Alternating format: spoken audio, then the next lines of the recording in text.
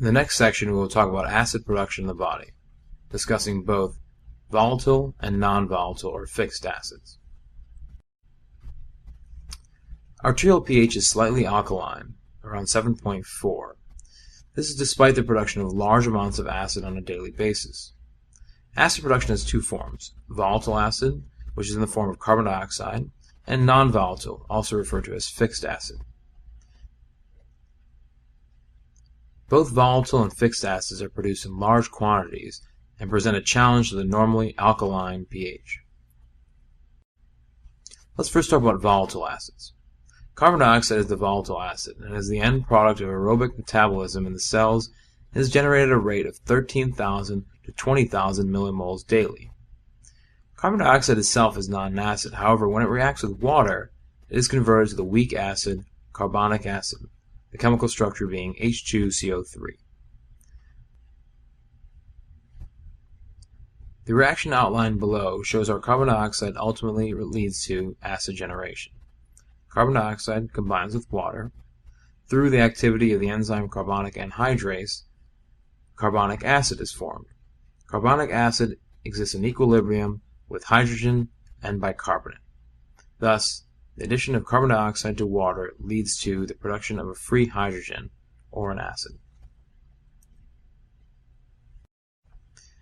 The reactions show that carbon dioxide combines reversibly with water to form carbonic acid, and this is catalyzed by the enzyme carbonic anhydrase. Carbonic acid dissociates into hydrogen and bicarbonate, and the hydrogen generated by this reaction must be buffered.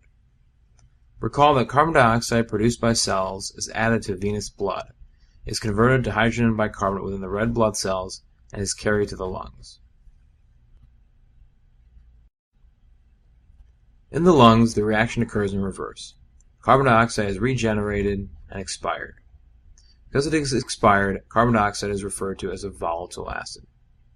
Thus, buffering of hydrogen that comes from carbon dioxide is only a temporary problem for venous blood. Let's talk next about fixed acid. Catabolism of proteins and phospholipids results in the production of approximately 50 millimoles per day of fixed acid.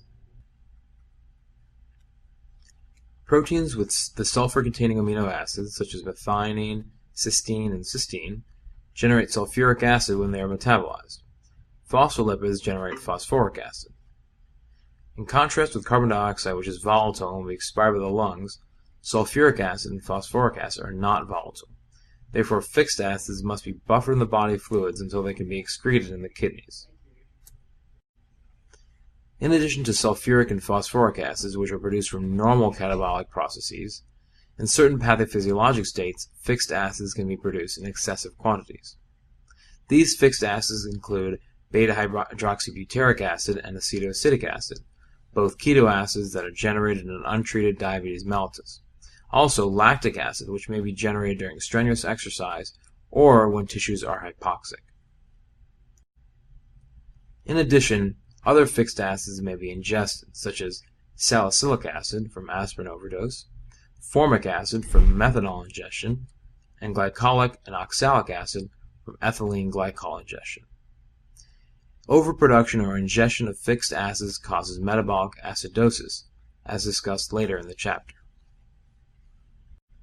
This concludes this section. This concludes this section.